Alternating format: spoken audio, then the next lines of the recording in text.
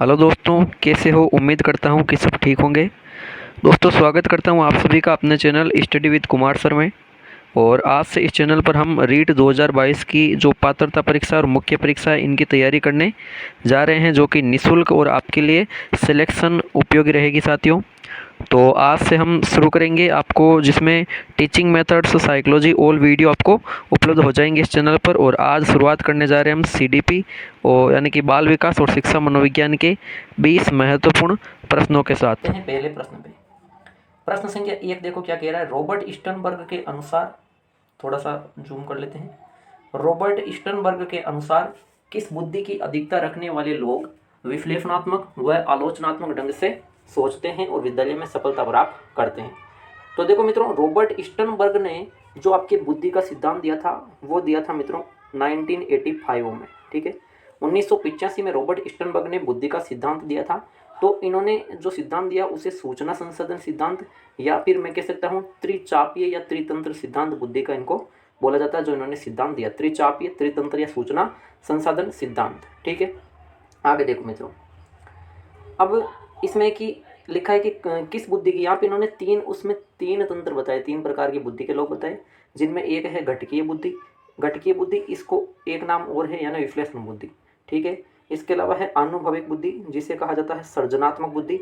और तीसरा है सांदर्भिक बुद्धि, इसे कहा जाता है मित्रों व्यावहारिक बुद्धि। ये तीन प्रकार की बुद्धि इन्होंने बताई थी। ठीक है, तो यहाँ पे सीधा सा लिखा है कि विश्लेषण करने के, यानी जब समस्या का समाधान करते हैं तो विश्लेषणात्मक तरीके और आलोचनात्मक तरीके से करते हैं। तो ये कौन सी होगी? विश्लेषण बुद्धि इसीलिए कहा गया है, यानी कि इसका उत्तर हो जाएगा ये घटकीय बुद्धि वाले लोग होते हैं। बाकी अनुभविक बुद्धि या सृजनात्मक बुद्धि की बात करूँ, ये लोग मित्रों पूर्व अनुभव से क्या करते हैं? सृजनात्मक तरीके से पूर्व अनुभवों का उपयोग करते हुए समस्या का समाधान करते हैं। जबकि सांदर्भिक बुद्धि व्यवहार की बात करूँ, जो दैनिक जीवन में जो समस्या आती है उनका निपटारा इस बुद्धि के लोग करते हैं। तो उपयुक्त सभी नहीं रहेगा, यहाँ पे विकल्प एक सही रहेगा। प्रश्न संख्या 2 पे चलते हैं मित्रों, देखते हैं प्रश्न संख्या 2 क्या है। प्रश्न संख्या 2 है दोस्तों, अधिगम संबंधित हार्मिक दृष्टिकोण किसने प्रस्तुत किया? अच्छा प्रश्न है मित्रों। जो अधिगम संबंधी हार्मिक दृष्टिकोण है, ठीक है, अधिगम संबंधी हार्मिक दृष्टिकोण, तो वेरी इंपॉर्टेंट क्वेश्चन है मित्रों। ये दृष्टिकोण, जब आप अधिगम संबंधित कुछ 4-5 दृष्टिकोण दे रखे, तो उसमें एक आया हार्मिक दृष्टिकोण किसने प्रस्तुत किया? अच्छा प्रश्न है। कुर्ट लेविन ने, कोलर ने, थॉर्नडाइक या हिलगार्ड ने? तो मित्रों कुर्ट लेविन की बात करूं तो इन्होंने अधिगम से संबंधित क्षेत्रीय दृष्टिकोण दिया था। ठीक है, जबकि कोलर तो अंतर्दृष्टि में आ जाते हैं, हिलगार्ड नहीं आएगा। इसका उत्तर रहेगा मित्रों थॉर्नडाइक, यानी कि थॉर्नडाइक ने हार्मिक दृष्टिकोण अधिगम संबंधित दिया, जिसमें इन्होंने बताया कि इसमें मूल जो केंद्रीय बिंदु रहता है वो रहता है अधिगम का लक्ष्य। ठीक है, तो तीसरा विकल्प सही है मित्रों प्रश्न संख्या 2 में। आगे बढ़ते हैं प्रश्न संख्या 3 पर। प्रश्न संख्या 3 देखिए, निम्न में से कौन सी सृजनात्मकता की प्रमुख विशेषता नहीं? अच्छा प्रश्न है। जो सृजनात्मकता होती है, मौलिकता, नवीनता, क्रिएटिविटी, उसकी प्रमुख विशेषता कौन सी नहीं है पूछा है। रूपांतरण की योग्यता, किसी परिस्थिति के प्रति विशेष सामयिक प्रतिक्रिया का प्रदर्शन, किसी शब्द या उदाहरण को पुनः परिभाषित करने की योग्यता, या केंद्राभिमुख उत्पादन की योग्यता? देखो मित्रों, सृजनात्मक बता दूं, नवीन शब्द आ जाए, नवीनता। ठीक है, इसके अलावा मौलिकता शब्द आ जाए, विचारों का उत्पादन आ जाए, ये चीज़ें इसमें शामिल होगी। उत्पादन, नवीनता, मौलिकता। तो यहाँ पे लिखा है कि भाई रूपांतरण की योग्यता, यानी कि परिवर्तन करने की, तो परिवर्तन करेंगे तो बिल्कुल कुछ चीज़ नवीन होगी, तो ये विशेषता है। फिर है किसी शब्द या अवधारणा को पुनः परिभाषित करने की योग्यता। जब पुनः परिभाषित करेंगे तो उसमें भी परिवर्तन हो रहा है, उसमें भी नवीनता, मौलिकता होगी, तो ये भी सृजनात्मकता की प्रमुख विशेषता है। और केंद्राभिमुख उत्पादन की योग्यता, मैंने उत्पादन बता दिया, तो ये भी सृजनात्मकता से संबंधित है। लेकिन किसी परिस्थिति के प्रति विशेष सांवेगिक प्रतिक्रिया का प्रदर्शन करे तो यह सृजनात्मकता की विशेषता नहीं होगी। दूसरा विकल्प सही रहेगा प्रश्न संख्या 3 में। चलते हैं प्रश्न संख्या 4 पर। प्रश्न संख्या 4 देखते हैं मित्रों, ज्ञान विद्यमान है, विश्वसनीय है तथा इसे प्राप्त करना ही अधिगम है। कौन सा मनोवैज्ञानिक संप्रदाय उपयुक्त कथन को अस्वीकार करता है? ज्ञान को यहाँ पे प्रमुखता दी गई, ज्ञान विद्यमान है, विश्वसनीय और इसे प्राप्त करना ही अधिगम है। तो मनोविज्ञान का कौन सा संप्रदाय था जो इस कथन को, ज्ञान को अस्वीकार करने की इसने धारणा दी थी? संज्ञानवाद, व्यवहारवाद, संरचनावाद या मनोविश्लेषणवाद? तो मित्रों सीधा सा इसका उत्तर है विकल्प नंबर 3 सही है प्रश्न संख्या 4 में, यानी कि ज्ञान की जो अवधारणा है उसका जो विरोध किया था संरचनावाद में। तीसरा विकल्प सही है। चलते हैं प्रश्न संख्या 5 पे। शानदार प्रश्न है। प्रश्न संख्या 5 देखिए, एक छात्र बोर्ड परीक्षा के लिए कठिन परिश्रम कर रहा है। उसके पिता ने उसके अच्छे अंक आने पर उसको कंप्यूटर दिलाने का वादा किया है। इसका अर्थ क्या है? देखो, एक छात्र बोर्ड परीक्षा के लिए क्या कर रहा है? कठिन परिश्रम कर रहा है, ठीक है। उसके पिता ने उसके अच्छे अंक आने पर उसको कंप्यूटर दिलाने का वादा किया। देखो, कठिन परिश्रम कर रहा है, ये तो आंतरिक चीज हो सकती है, ठीक है। लेकिन कह रहे कि उसके पिता ने उसके अच्छे अंक आने पर उसको क्या दिलाने का वादा किया है? कंप्यूटर दिलाने का वादा किया। इसका मतलब ये चीज जो कंप्यूटर दिला रहे, यानी कि ये पुरस्कार है, ठीक है। और जब बात पुरस्कार की आती है तो आंतरिक प्रेरणा, बाहरी प्रेरणा, इनामी प्रेरणा या आंतरिक व बाहरी। तो देखो, इनामी प्रेरणा ये कोई प्रेरणा नहीं है, और इस प्रकार यहाँ आंतरिक भी नहीं होगी, तो ये विकल्प बैठ जाएगा। यहाँ होगी बाहरी प्रेरणा, यानी कि दूसरा विकल्प मित्रों सही है प्रश्न संख्या 5। प्रश्न संख्या 6 पर चलते हैं मित्रों। प्रश्न संख्या 6 देखिए, किशोरों को निर्णय लेने का कोई अनुभव नहीं होता है, यह कथन है स्किनर, सिम्पसन, वैलेंटाइन या जोन्स। कि जो किशोर होते हैं उनको निर्णय लेने का कोई अनुभव नहीं होता है, ऐसा किसने माना है? तो ऐसा माना है मित्रों स्किनर ने। पहला विकल्प सही है प्रश्न संख्या 6 में। चलते हैं प्रश्न संख्या 7 पर। सारे बहुत अच्छे प्रश्न हैं मित्रों। 7वां प्रश्न देखते हैं, निम्न में से कौन सा समूह अधिगम का तरीका नहीं है? समूह अधिगम यानी समूह में सीखने का कौन सा तरीका नहीं है? परिचर्चा, प्रयोजना विधि, कार्य गोष्ठी, अभिकर्मित अधिगम। तो देखो, समूह अधिगम का तरीका कौन सा नहीं है? यानी कि देखो, जब परिचर्चा होगी तो समूह में हो सकती है परिचर्चा, तो ये तो है। प्रयोजना विधि की बात करूँ तो मित्रों, प्रयोजना विधि भी समूह में छात्रों को काम दिया जाता है, तो वो प्रयोजना हो सकती है, वो भी किल पेट्रिक डीवी वाले ना। और कार्य गोष्ठी की बात करूँ तो इसमें तो बिल्कुल 30 से 40 सदस्य होते हैं इसमें, है ना। 4-5 दिन तक एक ही समस्या पर काम करते रहते हैं, तो ये भी समूह में तो है, ठीक है। तो कार्य गोष्ठी भी है। इसका मतलब चौथा विकल्प नहीं है भाई। अभिकर्मी जो अधिगम है ना, ये किस प्रकार का है मित्रों? ये स्व अधिगम है, ये एक प्रकार का स्व अधिगम है। ये प्रश्न भी मैंने करवा चुका हूँ पहले। स्व अधिगम यानी एक बालक अपनी गति से इसमें आगे चलता है ना। तो चौथा विकल्प सही है मित्रों प्रश्न संख्या 7 में। आगे चलते हैं मित्रों प्रश्न संख्या 8 पर। प्रश्न संख्या 8 है, तरल बुद्धि का विकास किस अवस्था में होता है? तरल बुद्धि यानी कि ठोस व तरल बुद्धि का सिद्धांत था, वो दिया मित्रों 1963 में। किसने दिया? आर बी केटल ने। और केटल के साथ में कौन थे? हॉर्न महोदय थे, ठीक है। केटल और हॉर्न ने दिया था 1963 में। कौन सा? ठोस व तरल का। याद रखना क्रम से, पहले ठोस आएगा फिर आएगा तरल बुद्धि, ठीक है। इसी को धारा प्रवाह बुद्धि का सिद्धांत भी कहते हैं। विशेषता बता दूं, ठोस विशेषता है ना, ये तो हो जाएगी आनुवांशिकता से प्रभावित, ठीक है। इस पे आनुवांशिक कारकों का प्रभाव पड़ता है ऐसा माना जाता है। तरल पे पड़ेगा वातावरणीय कारकों का, ठीक है। ठोस अवस्था पाई जाएगी मित्रों किशोर अवस्था में, जबकि जो तरल है वो पाई जाएगी आपके वयस्क अवस्था में तरल बुद्धि, ठीक है। किशोर अवस्था में आपके ठोस बुद्धि पाई जाएगी। तीसरा विकल्प सही है मित्रों प्रश्न संख्या 8 में। चलते हैं प्रश्न संख्या 9 पर। प्रश्न संख्या 9 है, व्यवहारवाद के अनुसार निम्न में से कौन सा कथन असत्य है? व्यवहारवाद, जे बी वाटसन इसके प्रतिपादक थे, लेकिन व्यवहार शब्द का पूछे सबसे पहले प्रयोग किसने किया? तो मैकडूगल ने किया। निम्न में से कौन सा कथन असत्य है बोला है, गलत कौन सा है? तो ये चेतना का विरोध करता है, बिल्कुल। वाटसन ने चेतना का विरोध किया, सही है। ये अवलोकनीय व्यवहार पर बल देता है, बिल्कुल देता है। क्यों? भी बताऊंगा मैं। ये अंतर्वेशन विधि को स्वीकार करता है, ये चीज़ इसमें गलत है। ये वातावरण पर बल देता है, तो व्यवहारवाद वातावरण पर बल देता है, सही। क्योंकि वाटसन ने कहा था ना, तो मुझे कोई भी बालक दो, जैसा चाहो वैसा बना सकता है ना, वातावरण से समझे, ठीक है। अब देखो, ये अंतर्वेशन विधि को स्वीकार नहीं करता है, तो किस विधि को करता है? ये करता है मित्रों बहिर्दर्शन विधि को, ठीक है। बहिर्दर्शन विधि दी थी वाटसन ने, जिसे बोला जाता है निरीक्षण या अवलोकनीय विधि। तो बहिर्दर्शन वाटसन ने दी, तो उसमें निरीक्षण या अवलोकनीय होता है दूसरों का भी। तो यहाँ पे तीसरा विकल्प इसकी विशेषता नहीं है, यानी कि तीसरा विकल्प इसका उत्तर हो जाता है। आगे चलते हैं प्रश्न संख्या 10 पर। प्रश्न संख्या 10 है मित्रों प्रश्न संख्या 10 है, सूक्ष्म उपागम को अपनाया जाता है। देखो, जो सूक्ष्म उपागम है ना मित्रों, इसको अपनाया जाता है, यानी कि किस में अपनाया जाता है? शिक्षण नीतियों में, शिक्षण विधियों में, उपयुक्त दोनों में, इनमें से कौन है? एक चीज़ होती है शिक्षण नीति, एक चीज़ होती है शिक्षण विधि, ठीक है। दो चीज़ें होती है। नीति में तो जो उद्देश्य होता है ना, उनकी प्राप्ति की जाती है, और विधि विधि उद्देश्य प्राप्ति में सहायक होती है, यानी कि इसमें पाठ्य पुस्तक पर आधारित है, जबकि ये उद्देश्यों पर आधारित है। तो एक होता है सूक्ष्म उपागम, तो सूक्ष्म उपागम होता है नीति में, जबकि एक होता है स्थूल, वो होता है विधि में। कैसे? स्थूल होता है ना प्रत्यक्ष, ठीक है। तो प्रत्यक्ष कब आएगा, हम विधि का उपयोग करेंगे ना। नीति तो लिखित में होती है, हम तो विधियों का प्रयोग करते हैं ना भाई, विधि को अपनाते हैं ना, मतलब विधि को प्रैक्टिकली कर लेते हैं। तो स्थूल है ना प्रत्यक्ष, तो जिसमें जो उपकरण लेंगे वो प्रत्यक्ष सामने आ जाएंगे, ठीक है। फिर उसका रिजल्ट क्या रहा वो हम जब लिखेंगे ना, तो मतलब प्रत्यक्ष से प्रमाण, ये प्रमाण के रूप में आ जाएगा, वो शिक्षण नीतियों में आएगा। यानी कि अच्छा प्रश्न है, पहला विकल्प सही है प्रश्न संख्या 10 में। चलते हैं प्रश्न संख्या 11वें पर। विद्यार्थियों हेतु परीक्षण प्रभावशाली बन सकता है यदि, विद्यार्थियों के लिए जो परीक्षण करते हैं हम, ठीक है, ये प्रभावशाली बनाना तो कब बन सकता है, यदि वही पाठ बार बार दोहरा जाए। नहीं, पाठ बार बार दोहराए जाने से परीक्षण प्रभावशाली नहीं बनेगा।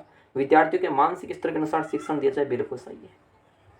जो भी परीक्षण कर रहे हो उस परीक्षण में जो प्रश्न रखते हो ना, प्रश्न पत्र में प्रश्न रखते हो, वो बालक के मानसिक स्तर के अनुसार रखने चाहिए, बालक की उम्र के अनुसार रखने चाहिए, बालक की रुचि के अनुसार रखने चाहिए।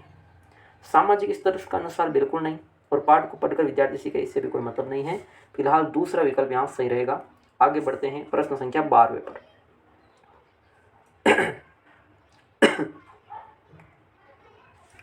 प्रश्न संख्या 12वां है, बाल विकास का श्रेष्ठ सिद्धांत है मित्रों, बाल विकास का श्रेष्ठ सिद्धांत कौन सा है। अनुभव विकास का एकमात्र निर्धारक है, तो बिल्कुल गलत। विकास क्या केवल अनुभव से होता है, ये गलत है। विकास केवल प्रबलन व प्रेरणा के द्वारा सुनिश्चित किया जाता है, केवल प्रबलन देकर प्रेरणा देकर तो केवल है, ये भी गलत हो जाएगा, ठीक है। इनके द्वारा विकास थोड़े ना होता है। श्रेष्ठ सिद्धांत पूछा है, तो विकास प्रत्येक बच्चे की गति का सही ढंग से अनुमान लगा सकता है। देखो, प्रत्येक बच्चे की गति अलग अलग होती है तो ठीक है, लेकिन अनुमान इसमें विकास में थोड़े ना लगाया जा सकता भाई कि इस प्रकार हो जाएगा, इस प्रकार अनुमान का पता नहीं लगाया जा सकता है, तो ये भी बिल्कुल क्या है, गलत है। इसमें तो एक प्रक्रिया चलती है। विकास परिपक्वता और अनुभव के बीच अन्योन्य क्रिया की वजह से घटित होता है, लेकिन अनुमान कुछ हद तक लगाया जा सकता है, ठीक है। पूर्ण तरीके से नहीं बता सकते, अनुभव कुछ हद तक लगाया जा सकता है, लेकिन विकास परिपक्वता और अनुभव के बीच अन्योन्य क्रिया की वजह से घटित होता है, ये बिल्कुल सत्य कथन है ना। यानी कि सबसे श्रेष्ठ सिद्धांत बाल विकास का यह है कि परिपक्वता और अनुभव मिलकर विकास को उद्भव करते हैं, विकास करते हैं, ठीक है। तो चौथा विकल्प यहाँ पे सही उत्तर हो जाएगा। आगे चलते हैं प्रश्न संख्या 13वें पर मित्रों। समीप दूराभिमुख सिद्धांत के अनुसार विकास क्या होता है। देखो जो मित्रों समीप दूराभिमुख सिद्धांत कहा गया, इसके अनुसार विकास क्या होता है, तो देखो बाहर से केंद्र की ओर होता है, सिर से पैर की ओर होता है, केंद्र से बाहर की होता है, पेड़ से सिर की ओर होता है। देखो पेड़ से सिर की ओर ये तो होता नहीं है, ठीक है। अब सिर से पैर की ओर की कहूँ तो इसे कहते हैं सिर पदाभिमुख सिद्धांत, ठीक है। याद रखना, सिरा पदाभिमुख विकास या सिर पदाभिमुख विकास बोलते हैं इसको, सिर से पैर की ओर जो होता है वो, तो ये भी यहाँ पे हटेगा। अब दो विकल्प बचे, उनमें से होगा या तो तीसरा होगा या फिर पहला होगा, केंद्र से बाहर होगा या बाहर से केंद्र। तो बाहर से केंद्र ये तो होता नहीं है, तो समीप दूराभिमुख जिसे बोलते हैं मित्रों निकट से दूर की ओर होना, निकट से दूर की ओर होना, यानी कि केंद्र से बाहर की ओर होना, ठीक है। तीसरा विकल्प सही है प्रश्न संख्या 13वें में। आगे चलते हैं प्रश्न संख्या 14वें पर। चिंतन के सामान्य प्रकारों में कौन सा सर्वश्रेष्ठ माना जाता है। देखो चिंतन के सामान्य प्रकार की बात करूँ ना तो 4 सामान्य प्रकार आएंगे चिंतन के, ठीक है। उसमें सबसे श्रेष्ठ पूछा है, तो सबसे श्रेष्ठ हो जाएगा, आपको बता दूं मैं, तार्किक चिंतन। दूसरा विकल्प सही रहेगा। यहाँ बात कर लेते हैं चारों की, ये चारों प्रकार है चिंतन के सामान्य प्रकार में, है ना। ये सामान्य प्रकार है चिंतन का, ठीक है। जबकि विशिष्ट प्रकार पूछे ना, या फिर सामान्य नाम नहीं आता है और चिंतन का प्रकार आते हैं ना, वहाँ पे मुख्य रूप से जिक्वार्डो और रुक ने 1977 में 2 बताए थे, सवलीन और यथार्थवादी। प्रत्यक्षात्मक चिंतन होता है सबसे निम्न प्रकार का, जबकि सबसे श्रेष्ठ होता है तार्किक चिंतन। सबसे निम्न होता है क्योंकि छोटे बालकों में पशुओं पाया जाता है, क्योंकि मूर्त होता है, जो चीज सामने होती है ना उसी पे कर सकते हैं। प्रत्यात्मक चिंतन, इसमें भाषा संकेत आदि का प्रयोग होता है, इसमें भाषा संकेत का भी नहीं होता है, ठीक है। काल्पनिक चिंतन ये पूर्व अनुभव आधारित होती है, इसे सृजनात्मक चिंतन भी कहते हैं। दूसरा विकल्प फिलहाल सही रहेगा प्रश्न संख्या 14वें में। आगे चलते हैं प्रश्न संख्या 15वें पर मित्रों। प्रश्न संख्या 15 देखो क्या है, निम्न में से कौन सा कथन आरटीई 2009 के बारे में सही है, सही नहीं है। आरटीई 2009 के बारे में सही नहीं है कथन ये पूछा है। ये देश में 1 अप्रैल 2010 को लागू हुआ था, कथन सही है ये तो। एसएमसी में वर्तमान में 16 सदस्य है, बिल्कुल वर्तमान में एसएमसी में सदस्यों की संख्या 16 है। 3/4 इसमें अभिभावक होने चाहिए। 16 में से मतलब 16 सदस्य टोटल होते हैं, उनमें 50% महिलाएं होती है, वुमेन, ठीक है। यानी कि 16 में से 50% 8 महिलाओं का होना अनिवार्य है। 3/4 यानी कि 75% है वो इसमें अभिभावक होता है। एसएमसी का अध्यक्ष अभिभावक होगा, ठीक है। यह विकलांग बालकों के लिए 14 वर्ष तक लागू, तो ये कथन गलत है। 14 वर्ष तक तो सामान्य बालकों के, जबकि दिव्यांग या विकलांग बालकों की करूँ बात तो 6 से लेकर 18 तक याद रखना, ठीक है। इसका सबसे छोटा अध्याय तो देखो आरटी में आपको बताया 7 अध्याय और 38 धाराएं हैं, ठीक है। तो 7 अध्याय और 38 धारा। सबसे छोटा अध्याय 1 है, जबकि सबसे छोटा अध्याय कौन सा है ये आपको आज कमेंट बॉक्स में कमेंट करके बताना। आज का प्रश्न है, ठीक है। सबसे छोटा अध्याय 1 है, इसमें 2 धारा चलती है, ठीक है। तो ये तो सही कथन है, तीसरा इसका उत्तर हो जाएगा मित्रों। आगे चलते हैं प्रश्न संख्या 16 पर। निम्न में से कौन सा संतुलित समायोजन का क्षेत्र नहीं है? संतुलित समायोजन होना यानी एकदम स्वस्थ होना, उसका क्षेत्र कौन सा नहीं है? अवधान की मांग, अच्छा शारीरिक स्वास्थ्य, कार्य कुशलता या सामयिक संतुलन।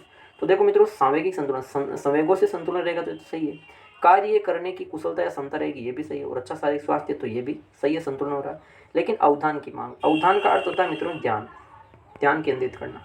लेकिन ध्यान केंद्रित नहीं है, उसकी मांग हो रही है ध्यान केंद्रित करो, इसका मतलब ध्यान केंद्रित नहीं है। और नहीं है तो इसका मतलब ये संतुलित नहीं बल्कि असंतुलित है। तो यहाँ पे विकल्प एक सही उत्तर हो जाता है प्रश्न संख्या 16 में। चलिए आगे, प्रश्न संख्या 17वां शानदार प्रश्न है। बगुला भगत होना किस रक्षात्मक युक्ति को दर्शाता है? बगुला भगत होना, ठीक है, अच्छा प्रश्न है, वेरी इंपॉर्टेंट प्रश्न है मित्रों। किस रक्षात्मक, जब आप रक्षात्मक युक्ति समायोजन पढ़ोगे तो उसमें है प्रत्यावर्तन, प्रत्याहार, उदात्तीकरण या प्रतिक्रिया निर्माण। तो प्रत्यावर्तन की बात करूँ, यह तो था पीछे की अवस्था में लौटना, जिसे प्रत्यावर्तन या प्रतिगमन बोला जाता है, ठीक है, यह नहीं है यहाँ पे। उदात्तीकरण या जिसे बोलो शोधन या फिर मार्गांतीकरण, इसमें क्या होता है कि जो समाज विरोधी लक्ष्य इच्छाएं रहती है ना, उनको समाज मान्य में बदल जाता है। जैसे कोई लड़ाई झगड़े करने वाला ज़्यादा है तो वो मुक्केबाज या पहलवान बन जाएगा। किसी को प्रेम में असफलता विफलता मिली है तो वो क्या करेगा, वो युद्ध के क्षेत्र में जाकर वीरता अर्जित करेगा। ये होता है उदात्तीकरण, ये भी यहाँ पे नहीं होगा। प्रत्याहार, प्रत्याहार को विलोपन भी कहते हैं या विनिर्दिष्ट व्यवहार भी कहते हैं। ये क्या होता है मित्रों? प्रत्याहार विलोपन, इसका ज़्यादा जिक्र नहीं किया जाता, इसलिए मैंने आपको ले लिया क्योंकि आपको वापस रिवाइज में आ जाए, ठीक है। प्रत्याहार या विलोपन होता है मित्रों, जिस चीज़ से डर लगता है उससे दूर जाना, है ना। परीक्षा में फेल होने का ज़्यादा मतलब शक हो रहा है अपने को, ठीक है, परीक्षा से डर लग रहा है तो क्या करेंगे, परीक्षा देने नहीं जाएंगे। ये होता है प्रत्याहार या विलोपन, उस चीज़ से दूर हो जाना, विलोपन हो जाना। तीनों विकल्प हट गए, यानी कि प्रतिक्रिया निर्माण है। प्रतिक्रिया निर्माण होता है कि अंतर्निहित इच्छा तो कुछ और ही है, ठीक है, और हम जो क्रिया करेंगे वो कुछ और ही करेंगे। यानी मुख में राम बगल में छुरी भी हो सकता है इसका, समझ रहे हो ना भाई। मन में तो कुछ और चल रहा है लेकिन सामने क्रिया कुछ और करे, यानी प्रतिक्रिया निर्माण। यानी कि वास्तविक इच्छा कुछ अलग है और हम क्या करते हैं, विपरीत क्रिया करते हैं, तो प्रतिक्रिया निर्माण है, बगुला वक्त यही होता है, ठीक है। तो चौथा विकल्प सही है प्रश्न संख्या 17 में। आगे चलते हैं प्रश्न संख्या 18 पर। कोल्ब के अनुभवजन्य अधिगम सिद्धांत के निहित 4 क्षमताओं में से कौन सी नहीं है? देखो, कोल्ब ने दिया था अनुभवजन्य अधिगम सिद्धांत। हालांकि अनुभवजन्य अधिगम सिद्धांत में या तो कार्ल रोजर्स का नाम आएगा या कोल्ब का आएगा, तो रोजर्स यहाँ पे ऑप्शन में नहीं मिलेगा, दोनों नहीं मिलेंगे, ठीक है। कोल्ब के अनुभवजन्य अधिगम सिद्धांत ने दी थी वहाँ पे 4 क्षमताएं दी थी मित्रों, तो इनमें से एक कौन सी नहीं? पहली इन्होंने दी थी ठोस अनुभव योग्यताएं, ठीक है। दूसरी इन्होंने दी थी पर्यवेक्षण क्षमता व सोच विचार, ठीक है, ये भी है। तीसरी इन्होंने दी थी अमूर्त संकल्पना निर्माण की क्षमता, ये भी दी थी। लेकिन इन्होंने विभेदन व्यवहार की कोई क्षमता नहीं बताई। इन्होंने चौथी बताई थी कि फिर नई परिस्थिति में वापस परीक्षण करना, यानी पुनः परीक्षण करना, ये चौथी इन्होंने क्षमता बताई थी, विभेदन व्यवहार की क्षमता नहीं बताई। दूसरा विकल्प यहाँ उत्तर रहेगा प्रश्न संख्या 18 का। चलते हैं प्रश्न संख्या 19 पर। बाल्यावस्था में सामाजिक विकास के रूप में मुख्य पहचान होती है, किस चीज़ की मुख्य पहचान होती है बताओ बाल्यावस्था के रूप में? तो देखो मित्रों, बाल्यावस्था की बात आ रही, सामाजिक विकास के रूप में मुख्य पहचान होती है सामाजिक चेतना का यथेष्ट विकास। सामाजिक चेतना का उतना विकास यहाँ पे नहीं होता है पूरा। इसके अलावा अपनी अवस्था की गिरोह से अलग रखना नहीं। बाल्यावस्था कोई तो कहीं गैंग अवस्था, दल आयु, टोली अवस्था बोला जाता, तो गिरोह से अलग रहने की प्रवृत्ति तो है ही नहीं, समूह से अलग रहना। बाल्यकाल की अंतिम अवस्था में माता पिता से स्वास्थ्य समायोजन, ये भी नहीं है। यहाँ हो जाएगा बालक और बालिकाओं में एक साथ रहने की प्रवृत्ति, ठीक है, यानी कि बालक और बालिका एक साथ यहाँ पे इसी उम्र में रहते हैं। कहने का मतलब ये समलैंगिक आयु मानी जाती है, समलैंगिक कहा जाता है इस अवस्था को, ठीक है। जबकि विपरीत लिंग होता है ना, वो किशोरावस्था में होता है। दूसरा विकल्प सही रहेगा यहाँ पे प्रश्न संख्या 19 में। चलते हैं मित्रों आज के अंतिम प्रश्न, प्रश्न संख्या 20। और ये 20, ये तो भाई साहब बहुत जबरदस्त प्रश्न आया है, देखती। किसी वस्तु का पूर्ण ज्ञान किस मानसिक क्रिया में निहित होता है? ऐसे प्रश्न आ जाए और फिर जो बंदे, ये सिलेक्शन वाला प्रश्न है भाई, ये सिलेक्शन दिलाने वाला प्रश्न है मित्रों। किसी वस्तु का पूर्ण ज्ञान किस मानसिक क्रिया में निहित होता है? संवेदना, प्रत्यय, प्रत्यक्षीकरण, उपयुक्त सभी। ये देखो तीनों के तीनों उपयुक्त सभी तो होगा नहीं, क्योंकि वरना ये प्रश्न पूछते ही नहीं, ठीक है। यहाँ पे देखो संवेदना, प्रत्यय, प्रत्यय मतलब संप्रत्यय, ठीक है, और प्रत्यक्षीकरण, तीनों की तीनों चीजें मानसिक क्रियाएं हैं। अब भाई ये तो बात जोर की हो गई, ठीक है। तो देखो प्रत्यक्षीकरण, प्रत्यय, संवेदना क्या है? संवेदना होती है ज्ञान का प्रारंभिक अनुभव, यानी प्रारंभिक अवस्था। किसी वस्तु की प्रारंभिक अवस्था होती है, यहाँ पे पूछा है वस्तु का पूर्ण ज्ञान, तो संवेदना हटा दो। प्रत्यय होता है किसी वस्तु की विशेषताओं को जानना, उस वस्तु के बारे में जानना, उस वस्तु की विशेषता जानना, तो ये भी हट जाएगा। यहाँ रह जाएगा प्रत्यक्षीकरण, जो कि ज्ञान की पहली सीढ़ी तो संवेदना है, ज्ञान की दूसरी सीढ़ी प्रत्यक्षीकरण। प्रत्यक्षीकरण में किसी वस्तु का पूर्ण ज्ञान बताया जाता है, उस वस्तु की घटना का, उसकी पूर्णता का वर्णन किया जाता है, अर्थ बताया जाता है। संवेदना अर्थ रहित होती है, जबकि प्रत्यक्षीकरण में अर्थ रहता है। याद रखना, अच्छा प्रश्न है। तीसरा विकल्प सही रहेगा प्रश्न संख्या 20 में। तो मित्रों, ये थे आज के आपके शिक्षा मनोविज्ञान के 20 अति महत्वपूर्ण प्रश्न। आशा करता हूँ कि वीडियो अच्छा लगा तो बिल्कुल वीडियो को लाइक कीजिए और ज़्यादा से ज़्यादा अपने भाइयों के साथ शेयर भी कीजिए। जिन्होंने चैनल को सब्सक्राइब नहीं किया है प्लीज़ सब्सक्राइब करें, और 20 में से बताएं कमेंट बॉक्स में कितना आपका स्कोर रहा था। और एक मैंने प्रश्न ऊपर दे भी रखा है, वो भी आप कमेंट बॉक्स में ज़रूर बताना। ठीक है मित्रों, धन्यवाद।